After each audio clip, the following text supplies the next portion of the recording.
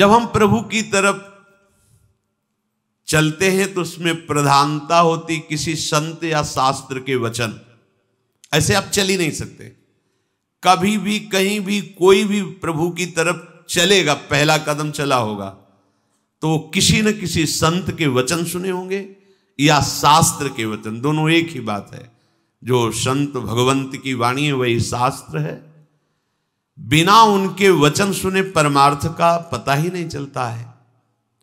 तो जब हम प्रभु की तरफ सत्संग सुनकर चलने को होते हैं तो ये दो मुख्य बाधाएं आकर खड़ी हो जाती हैं। भोगों की भोग वृत्ति, संग्रह वृत्ति जो हमारे अंदर रही है, तो वो हमको इतना कमजोर कर देती, लगता है अगर ये चीज नहीं होगी तो हम रह नहीं पाएंगे, ऐसी ऐसी व्यवस्था होगी तो हम नहीं रह पाएंगे। बड़ा कमजोर हो गए अपने लोग। हाँ, ऐसा होना चाहिए, ऐसा होना चाहिए, ऐसा होना चाहिए। भोगों का भोक्ता और भोगों के संग्रह युक्त स्वामी भाव। मेरे पास इतनी खेती, इतना बैंक बैलेंस, इतना परिवार, ऐसा ऐसा, और देखो हमारी दिनचर्या में ऐसा चलता है, हम ये खाते रहें, ऐसे करते रहें, ऐसे, और ये सब होता रहा है। अगर हमें भजन मार्ग में तो ये सुविधा चाहिए, ऐसा ऐसा। इतना कमजोर हो गया है मनुष्य कि वो भोगों की भोगने की वृत्ति और भोगों के संग्रह करने की वृत्ति और भोक्ता और संग्रहित वस्तु का स्वामी मैं, ऐसा, ये पहली परमार्थ में बाधा वृत्ति है। और ये प्रायः हम सब बड़ी खुशी से बाधा लिए चल रहे हैं। देखो ये बड़ा सूक्ष्म, चूंकि देखो अध्यात्म है, अध्यात्म तो जगत से बिल्कुल ऐसे है।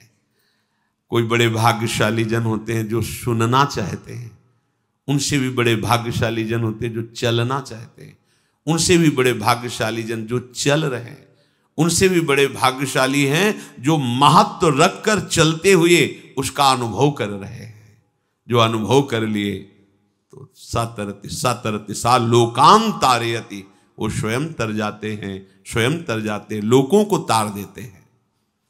ये उल्टी बुद्धि लेकर जब परमार्थ में चला जाता है तो थोड़े ही समय में वो परमार्थ से विमुख हो जाता है।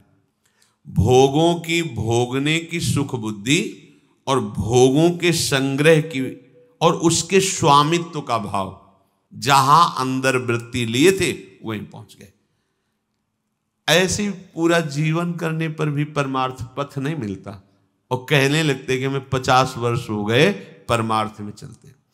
ये बात समझ लेना, परमार्थ पथ एक कदम भी चलोगे तो तुम्हें इतना स्वस्थ और मजबूत बना देगा कि तुम्हें कोई परास्त नहीं। एक कदम, अरे 12 वर्ष में तो सिद्धि प्राप्त हो जाती है। किसी भी मंत्र को, किसी भी नियम को 12 वर्ष तक किया जाए तो सिद्ध हो जाता है, ऐसा संतों ने वर्णन किया है। पर हम ये कह रहे हैं कि 50 वर्ष भी आप लगा दीजिए, अगर ये दो भाव आपके सुधरे नहीं तो कुछ समझ में नहीं आएगा आपको। आपको याद होगा हित धाम में एक समय शाम टाइम लगभग 75 वर्ष के विरक्त भेष के महात्मा ने एक प्रश्न किया था कि मैं किसी ऐसी आदत से परेशान हूं जो आज 75 वर्ष का हूं, फिर भी मुझे वो करना होता है। अब क्या करूं, अब तो मरने का समय आ रहा है। मुझे आश्चर्य नहीं, सर्वाश्चर्य हुआ। पूरा जीवन भगवत मार्ग में चलने का प्रमाण देने वाला कि मैं भगवत मार्ग का पथिक हूं, 75 वर्ष की अवस्था में वो अपनी उस वृत्ति को नहीं छोड़ पाया जो भगवान से विमुख करती है। अब कहीं डींग अपने लोग हाँक सकते हैं कि इतने वर्ष हो गए परमार्थ। शरीर का समय व्यतीत करना कोई परमार्थ का मार्ग तय कर लेना नहीं है। विवेक के द्वारा भोगों का त्याग करके निरंतर परमात्म चिंतन, ये परमार्थ का मार्ग है। आप चल के इस पे देखो कैसा अनुभव। लोग समय व्यतीत करते हैं भोग चिंतन, भोग स्वामित्व में, और वर्णन कर देते हैं कि इतने वर्ष हो गए हमको परमार्थ में चलते हुए। दंभ कभी सत्य वस्तु का अनुभव नहीं कराता, नाटक कभी सच्चिदानंद रस का अनुभव नहीं कराता। भगवत रसिक जी कह रहे हैं, बिन विवेक वैराग्य भक्ति बिनु सत्य न एको मानो। बिना विवेक और वैराग्य और प्रेम भक्ति के उसकी एक भी बात सत्य नहीं मानना है, कोई भी हो, कितनी भी अवस्था का हो। ऐसा जरूरी नहीं कि कोई कितनी भी अवस्था का वयोवृद्ध या कोई, उसकी बात हमें माननी ही है, सुननी है, ऐसा नहीं। भगवान सुखदेव जी 16 वर्ष की अवस्था के हैं, जे ही गंगा की रीति पर चरण पधराते हैं। परीक्षित जी अनशन व्रत लिए बैठे हुए, आमरण अनशन, बड़े बड़े महापुरुष बैठे हुए हैं, श्री सुखदेव जी के पिता पितामह आदि सब बैठे हुए हैं। जे ही देखा दिगंबर वेश, शरीर की शुद्धि नहीं, श्री कृष्ण प्रेम में मतवाले सब खड़े हो गए थे। सब 16 वर्ष की अवस्था के सुखदेव जी और 10-10 हजार वर्ष जिनकी केवल तपस्या साधनाएं, वो सब महापुरुष खड़े हो गए। क्यों? क्योंकि जन्म से ही भगवत अनुराग में दृढ़ महापुरुष, जन्म से ही माया रहित मुरुष, अंदर से ही वैराग्य युक्त। तो वैराग्य ज्ञान और भक्ति का आदर होता है, अवस्था का आदर नहीं होता। आप कितनी अवस्था के, इसका महत्व नहीं होता। वो चांगदेव नहीं, 1400 वर्ष की अवस्था, ज्ञानदेव जी की शरण में वो शिष्य बने। ज्ञानदेव जी नवीन अवस्था के। जब तक आपके अंदर भोग में सुख बुद्धि, भोगों का संग्रह और उसके स्वामित्व का भाव, स्वामित्व का भाव बड़ा सूक्ष्म विषय है, चाहे गृहस्थ हो चाहे विरक्त हो। स्वामित्व का, अगर एक कमंडल में भी तुम्हारा स्वामित्व का भाव है, तो जैसे एक गृहस्थी के 100 बीघा में स्वामित्व का भाव हो, वैसे तुम्हारे कमंडल में भाव है। ये मेरा कमंडल नहीं, प्रयोग के लिए प्रभु ने दिया, इस शरीर के प्रयोग के लिए, दिनचर्या में काम आएगा। बस मेरा शब्द केवल प्रभु के लिए है। मेरे प्रभु, मेरे तो गिरधर गोपाल, दूसरों न कोई वस्तु, ना कोई व्यक्ति, ना कोई भोग सामग्री, ना कोई पद प्रतिष्ठा, ना लोक लोकांतर, मेरे तो गिरधर गोपाल। अध्यात्म है, भगवत मार्ग है, जिससे समस्त प्रपंच का नाश होकर भगवत साक्षात्कार होता है। कहीं स्वामित्व नहीं होना चाहिए, ना इस शरीर में, न शरीर संबंधी भोग सामग्री में, न संपत्ति में। और हमने संतों के मुख से सुना है, महाजी ये राम जी का बगीचा है, राम जी का बगीचा है, हाँ ये सब राम जी का है, वो सब श्री जी का है, सब श्री जी का है।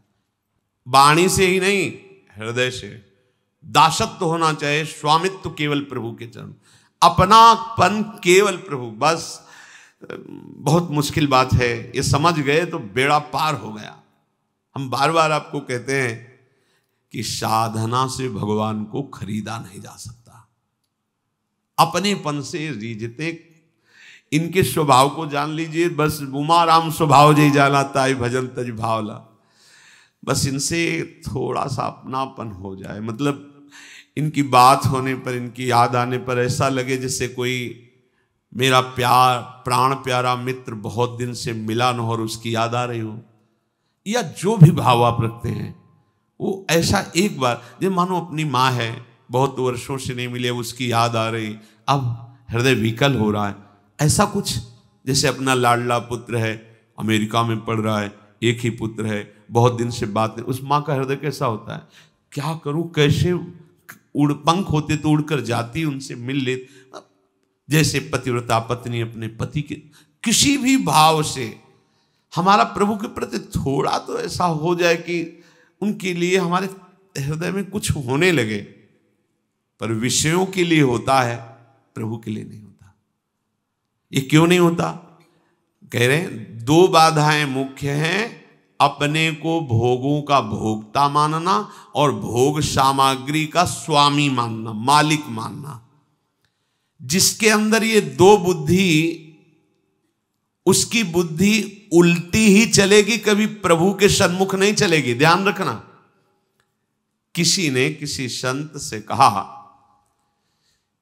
कि आपके यहां हम गए तो ऐसा भक्ति का रंग चढ़ा कि हफ्ता 10 दिन तो, फिर इसके बाद पता नहीं गया स्थाई क्यों नहीं चढ़ा, स्थाई होना चाहिए। तो देखो हम आपको बताएं, संतों के यहां चिंगारी दी जाती है और उसको सुरक्षित रख के ज्वाला बनाना तुम्हारा कर्तव्य है। अगर आपने चिंगारी पे एक चुल्लू जल डाल दिया फिर बोलो ये ज्वाला क्यों नहीं हुई, नहीं। जहां तुम्हारे अंदर चिंगारी भी नहीं थी, वासना का साम्राज्य था, वहां जाते ही भक्ति की चिंगारी लग गई। अब तुम्हारा कर्तव्य है कि उस चिंगारी को ज्वाला रूप बनाना, नाम का जप, नाम का कीर्तन, लीला का गायन, प्रभु के भक्तों के चरित्रों का गायन, सुख देने की भावना से जीव जंतु पशु पक्षी सबकी सेवा की भाव। अभी देखो भक्ति रंग ले आएगी। अब यहां से गए और विषय चिंतन में, विषयों के खेल में तो शांत तो हो ही जाएगी। तो आपका लगता है स्थायी चमत्कार, हम गए और बस हमारा आज से पापाचरण में मन ही नहीं लगा और हम बस खूब भजन करके दिव्यता को प्राप्त हो गए, ऐसा कहीं नहीं। आप भजन कर रहे हो, संतों का संग मिलेगा, उसमें और रंग बढ़ेगा। आप भजन नहीं कर रहे हो, संतों का संग मिलेगा, भजन की तरफ झुकाव होगा। अब संभालना आपको है कि वो जो चिंगारी वो जो झुकाव है वो वेग से उधर दौड़ पड़े, कहीं कुसंग ना हो जाए, कहीं कोई गलत आचरण ना हो जाए, गलत चिंतन न बन जाए। ऐसा अगर होता तो भगवान फिर उपदेश अर्जुन को नहीं करते, क्योंकि स्वयं भगवान सर्व सामर्थ्यशाली सामने खड़े हुए हैं। जीव का परिवर्तन उपदेश, नाम, मंत्र स्वीकार करके उसमें लगने से होता है। अगर ऐसा होता कि संतजन मंत्र दे दिए और बस अब चमत्कार प्रकट, अब कोई काम नहीं, कोई क्रोम, तो भैया फिर ये जो जीवन लड़ते व्यतीत हो जाता है, ऐसा कैसे होता। बड़े बड़े सिद्ध महापुरुषों के चरणों का आश्रय लेने वाले बड़ी बड़ी लड़ाई जीते हैं, काम क्रोध लोभ मोह मद मत्सर, उन्हीं की कृपा से, उन्हीं के दिए हुए नाम मंत्र से, पर लड़ना पड़ा है। अब आप सोचो, जो आपके अंदर वेग आए वैसे भोग लिए और फिर भक्ति ज्वाला रंग लावे, ये सब बकवास है, ये सब व्यर्थ का चिंतन है। सो परत्र दुख पावई, सिर धुन धुन पछताए, काल ही कर्म ईश्वर ही मिथ्या दोष लगाए। उपासक जब तक कुसंग का त्यागी नहीं बनेगा तब तक उसके हृदय में सत्संग की जो चिंगारी वो बुझ जाएगी, बुझती रहेगी। बोले हमको तो 10 साल हो गए सत्संग करते, पर पाई भर फर्क नहीं पड़ा। 10 साल सत्संग और 1 मिनट के लिए भी वृत्ति सत्संग की नहीं आई, कारण कुसंग। एक दिनचर्या बना ली, सत्संग सुने और वो भी दिनचर्या बना ली पापाचरण की, खान पान गलत, चिंतन गलत, व्यवहार गलत, आचरण गलत, नहीं आएगा रंग भाई। औषधि तभी रंग लाती जब परहेज सही हो। संगम न कुर्यादशताम शिष्णोदर त्रिपाम क्वचित, तस्यानुगस्त मस्यंधे पतंत्यंधानुगांधवत। जो स्त्री भोग को ही परम सुख समझते हैं या विपरीत शरीर को, केवल रसेंद्री के ही चिंतन में रहते हैं। आज क्या खाया, क्या खाएंगे, कहां जाएं, कौन से होटल से मंगाएं, क्या दुनिया का, केवल भोग का चिंतन, इंद्रियों के कैसे मैं उनको भोगूं, नवीन नवीन भोगों की चाट, चाहे रसेंद्री चाहे जनेन्द्री। बोले ऐसों का भूल करके भी संग नहीं करना चाहिए। हो जाता है एक, क्या होता है कि जब तक विरक्त महापुरुषों का संग नहीं होता तब तक साधुता समझ में नहीं आती। जो जैसे बड़े बड़े महापुरुष गंगा के, अरे निर्मल एकदम निर्विकार, देखते ही हृदय में जलन पैदा हो जाएगी, धिक्कार हमारे वैराग्य को इनके आगे। एक संत भगवान को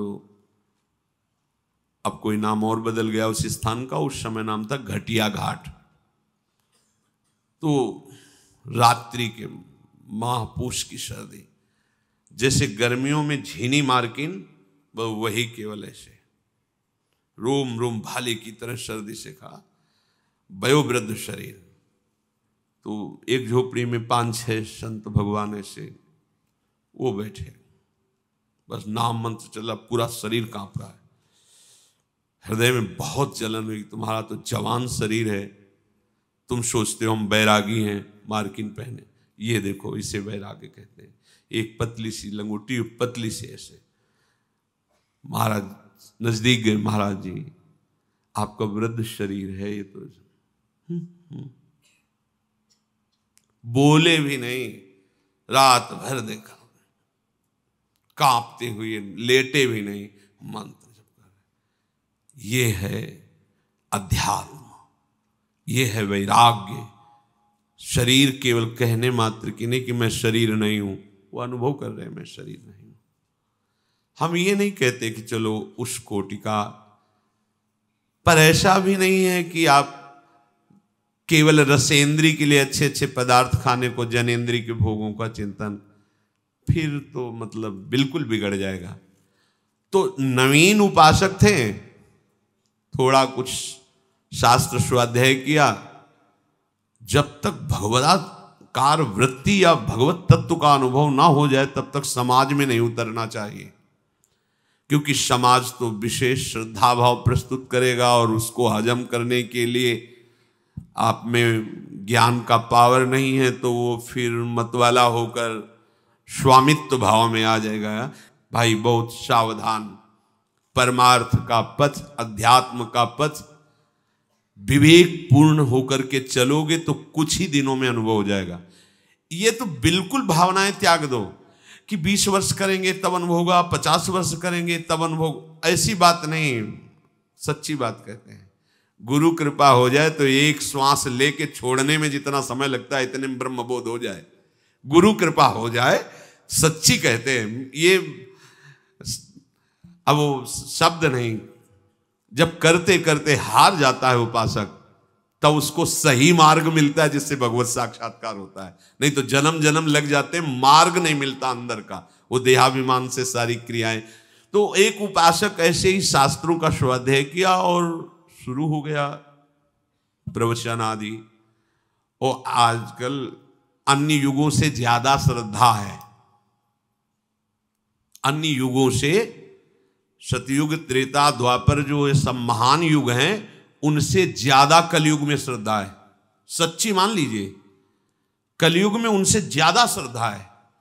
कलयुग का ऐसा महत्व है कि जो 10,000 वर्ष तपस्या से फल मिलता है 24 घंटे नाम कीर्तन से मिल जाएगा। बड़ी महिमा है कलयुग की। बस ये है कि अगर भगवत विमुख है तो दुर्गति पक्की है, और अगर भगवत सन्मुख हो तो बड़ी महिमा कलयुग की है। बड़े बड़े महापुरुष कलयुग को प्रणाम करके इसकी जय जयकार करते हैं कि जो बड़ा दुर्लभ पद है वो नाम कीर्तन, नाम जब भगवत कथा सुनते सुनते भगवत प्राप्ति हो जाती। बड़ा सरल है कलयुग में भक्ति प्राप्ति होना। पर भगवत प्रेमी महात्माओं के वचनों के अनुसार चले।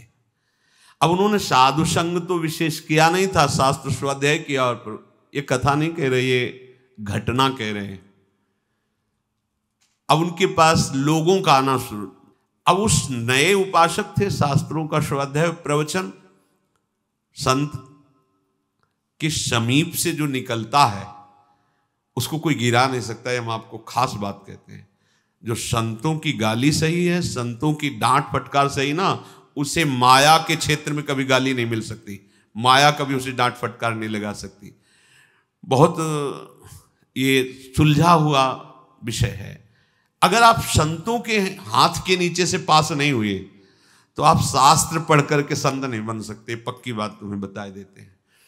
एक जनरेटर के इंजीनियरिंग पढ़े, बहुत बढ़िया सब पढ़ लिखे, और एक जनरेटर की बहुत बड़ी दुकान थी जिसमें सैकड़ों जनरेटर थे। गए, बोले साहब हम कागज दिखाया, पास है, ठीक है, आप हमें नौकरी में रख लीजिए। एक इंजन खोल करके डाल दिया और कहा इसको आप फिट करके चला दीजिए, हम आपको रख लेंगे। पूरा पढ़ा था उसी के बिल्कुल फिट कर दिया जनरेटर, और चलाया तो चला ही नहीं। और दिन भर लगे, वो कुछ नहीं बोला, खड़ा देखता रहा, दुकान का कार्य था, बस देख लेता। शाम तक वो कई बार वैसे खोले और बांधे। बोले सर पूरा प्रयास कर लिया पर चल क्यों नहीं रहा है? तो बोले आप सच्ची बताना, किसी मैकेनिक के नीचे कुछ दिन काम किया है? बोले नहीं हम तो पढ़े। बोले हाँ कढ़े नहीं हो इसीलिए। बोले कुछ नहीं, उसकी गैस काटो, उसकी जो गैस काटो फिर चल पड़ा। ये गैस काटना उसमें पढ़ने में नहीं आएगा, ये किसी मैकेनिक के नीचे। ऐसे ही माया के प्रवाह को कैसे काटना है ये गुरु कृपा बताती है। अब वो सांसारिक लोगों का आगमन शुरू हुआ, कोई केला सेव संतरा, ये लोग बड़े भावुक हैं, अपने बच्चे को फल देने में संकोच करेंगे, पर साधु महात्माओं को इनकी श्रद्धा को तो देखो। जिस शरीर को सब प्राण से प्यारा समझते हैं, जहां संतों को देखते हैं लिटा देते हैं, सामने क्या पड़ा है देखा नहीं, लेट गए। इनकी श्रद्धा को देखो, भगवान इनकी श्रद्धा का फल देते हैं, भगवान इनका मंगल करते हैं। पर अपने को कहीं ये ना मान लेना चाहिए कि हम इतने महान हो गए कि साष्टांग प्रणाम कर रहे हैं, बिल्कुल भूल मत कर देना। अब उनको लगा कि कुछ तो प्रभाव हमें है ही, जब तक देहाभिमान गलित नहीं होता तब तक ये बात आ जाती, कुछ ठीक कुछ तो है ना, कुछ नहीं है, कुछ नहीं है। ये रंग बिरंगा पर्दा है माया का, भुलावे में नहीं फंसना चाहिए। अब जो ज्यादा नजदीक होने लगता है, उनसे परिचय होने लगता है कि अमुक जी हैं, अमुक जी हैं, और हर शनिवार रविवार को ढेर सारे अंगूर फल ये मेवा लेकर आते। वैसे एक दिन आए रविवार को, बोले महाराज आज तो रुक नहीं पाएंगे। वो क्यों? बोले वो आज हमारी कुछ मित्रों की पार्टी है क्लब में। वो क्लब क्या होता है? अरे वो चले गए। अगले रविवार को शनिवार को जब आए तो उन्होंने कहा कि नहीं होता क्या है क्लब? अब बोले महाराज हम उसकी व्याख्या थोड़ी करके आपको बताएंगे, अगर आपका मन हो तो गाड़ी में बैठो, घुमा लाए आपको, क्या है। तो उन मतलब तस्मात् शास्त्रम प्रमाणम ते कार्याकार्यो व्यवस्थितो, बहुत होश में रहना चाहिए। ये हम कथा नहीं सुना रहे, ये घटना है, बहुत विचारणीय विषय है। उनके आसपास रहने वाले और उनसे ये सब जानकारी के अनुसार कोई ऐसी कहा चलो, क्योंकि रजोगुणी पुरुषों का अन्न पाने पर बुद्धि रजोगुणी हो जाती है। अगर हम सावधान ना हो तो हमारी बुद्धि को ये माया आकर्षित कर लेती है। अब वो गाड़ी में बैठ गए, आगे गाड़ी में माला डाल करके बैठ गए, गए। पहले तो सर मानने लगे, अरे यहाँ तो ठीक नहीं, अरे आप आए हो, हम है ना। अब लोग वहां सब उनको देखें, उनसे आप बड़े धनी थे, बैठे। अब तो अपनी खान पान की सामग्री मंगाए, बोले महाराज जी के लिए देसी घी में पकोड़े तल के लाओ। सब लाए, पाओ महाराज आप, हम लोग इधर मेज में पा रहे, आप सात्विक शुद्ध पकोड़े, सात्विक शुद्ध पकोड़े क्लब में। अब धीरे धीरे धीरे धीरे भजन साधन छूट गया, और जब उन लोगों ने देखा कि ये, तो उन लोगों ने जाना छोड़ दिया। तो ऐसे न वैसे रहे मजरे ढो पाछलियो जो, बहुत होश में। एक बार बुद्धि परमार्थ से भ्रष्ट हुई तो दोबारा चढ़ाना केवल विशुद्ध हरि कृपा से हो सकता, अन्यथा नहीं। संगम न कुर्या दशताम शिष्णोदर त्रिपाम क्वचित, जो केवल जनेन्द्री रसेंद्री की तृप्ति में लगे हुए हैं, ऐसे लोगों से अपनी भक्ति की चिंगारी को बचाओ, नहीं तो बुझने में देर नहीं लगेगी। ततो दुष्संग मुत्सृज्य सत्सु सज्जेत बुद्धिमान, संत एतस्य छिन्दन्ति मनोव्यासंग मुक्ति भी। इसलिए उपासक को चाहिए कि जो हमारे पास बैठे, उसके संग से हमारा भजन रुक रहा, हमारे अंदर गंदी वृत्ति आ रही, हमारे अंदर संसारिकता आ रही, उसका संग तत्काल त्याग दे। दुष्ट संग त्याग के लिए बताया गया है कि जैसे आप आराम से बैठे हो और अचानक ऊपर गोद में सांप गिर जाए तो आप क्या करेंगे? पहला काम करेंगे झटक देना, फिर विचार करेंगे। उसमें विचार करने की, जो भगवद विमुख वार्ता करता है, कोई भेष हो, इसमें मत सोचना कि वैष्णव अपराध लगेगा। कोई भी भेष हो, अगर आपके पास आ रहा है और उसके संग बैठने से आपके अंदर दुर्गुण बढ़ रहे हैं, दुर्वासना का खेल शुरू हो रहा है, गंदी बातें बोली जा रही, गंदा चिंतन प्रारंभ हो गया, अपनी पवित्रता, गुरु निष्ठा, इष्ट निष्ठा, धाम निष्ठा, भजन निष्ठा छूट रही है, विचार की जरूरत नहीं, तत्काल उसका त्याग कर दो। प्रार्थना कर दो कि दोबारा कुटिया में चरण पधराने की कोशिश मत करना, सीधे। ये वैष्णव अपराध नहीं है, ये महामंगलमय होगा। इसमें नहीं डरना चाहिए कि वो वैष्णव थे इसलिए, नहीं, प्रणाम नमस्कार, अब कृपा करके दोबारा चरण मत पधराना, बस आदेश है शास्त्र का। ततो दुष्संग मुत्सृज्य सत्सु सज्जेत बुद्धिमान। बुद्धिमान उपासक को चाहिए कि जिनके संग कुमति मति उपजय करत भजन में भंग, तजोरे मन हरि विमुखन को संग। पता नहीं कैसी बुद्धि होती है कि वर्षों सत्संग सुनते हैं, उसका प्रभाव नहीं पड़ता, और कुसंग का 1 मिनट में प्रभाव पड़ जाता है।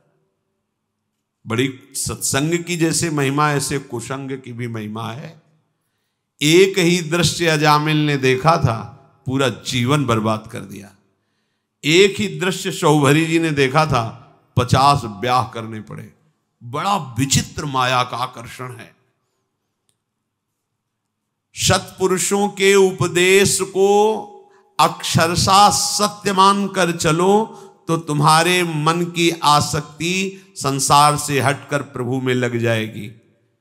संत एतस्य छिंदंती मनोव्यासंग मुक्ति भी, जो मन विषयों में आसक्त है उससे छूटकर प्रभु में आसक्त हो जाएगा। पर ततो दुष्संग मुत्सृज्य सत्सु सज्जित बुद्धिमान। बुद्धिमान उपासक को चाहिए कि ऐसे दुष्ट संग का तत्काल त्याग कर दे। संतोऽनपेक्षा मच्चित्ताः प्रशांताः समदर्शिनः निर्ममा निरहंकारा निर्द्वंद्वा निष्परिग्रहा। ऐसे संतों का संग करे जो किसी से कुछ भी नहीं चाहते। चाह मिटी, चिंता मिटी, मनुआ बेपरवाह, जिनको कछु न चाहिए वो शाहन के शाह। संत कौन? जिसकी चाह मिट गई है, किसी से कोई चाह नहीं। अनपेक्षा, संतो अनपेक्षा, अपेक्षा नहीं। मेरे स्वामी जैसा मेरा भरण पोषण करेंगे, वो पोषण भरण न चिंत कराहि, श्री हरिवंश विभव बिलसाए। अपने खाने पीने की चिंता, रहने की चिंता, ये सब बनी हुई तो शरणागत किस बात के हो।